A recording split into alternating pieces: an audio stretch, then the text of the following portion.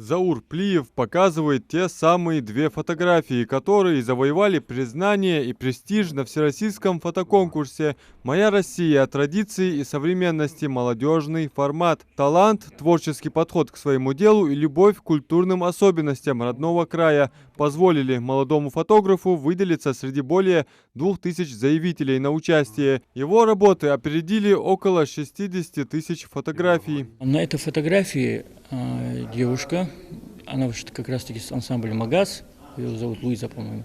Это был проект Михаила Базоркина «Легенда Ингушетии». Я как раз-таки в башенном комплексе «Кукушт» фотографировал. Мы фотографировали сам спектакль. И, само собой, я делал фотографии чисто для себя, да, чтобы отправлять потом какие-то конкурсы. Это была девчонка, да, горянка, на фоне гор.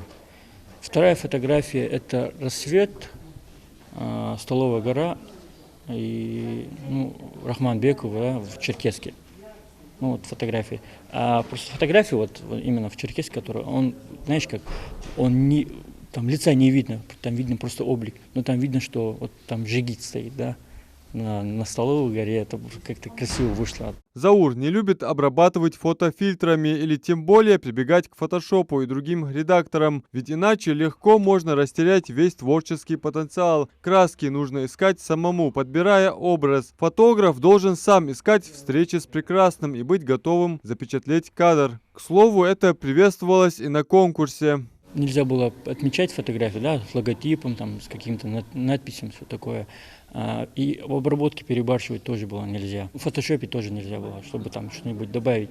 А бывает что-нибудь там подровнять, там цвет, какой-то свет. Но это было нормально, это можно было. Детское увлечение перешло в хобби, а затем и в дело всей его жизни. Поначалу в семье его желание стать профессиональным фотографом восприняли с иронией, но, заметив серьезность его намерений, родные поддержали Заура. А в общем, все началось со смартфона.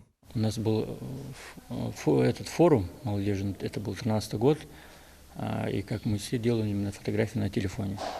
И это был момент, где именно вот там были очень красивые закаты. И там я просто не устоял, сделал пару фотографий, я смотрю, красиво получается. Это был телефон еще такой, Nokia N8, вспомнил. Это был мой первый телефон, я на нем делал фотографии все. Но оттуда я понял, что вот это мое, да, мне понравилось делать. Показал эту фотографию? Да, я всем, кто может, не просто показал, я их запостил даже. Ну, они сказали, у тебя есть немного, да, тебе надо сейчас на фотоаппарате делать. Но на фотоаппарате это уже более другое идет. На телефоне у тебя все настройки уже настроены. На фотоаппарате тебе уже настраивать на самого. Работа в Доме народного творчества Ингушетии приносит одни лишь позитивные эмоции, делится Заур. Коллектив помогает развиваться и расти профессионально. Объектив фотокамеры не раз запечатлевал эмоции артистов на театральных подмостках, но больше всего его привлекают горы. Это, честно сказать, очень нравится, потому что мне большее количество фотографий вот, связано именно с традициями нашими, с обычаями.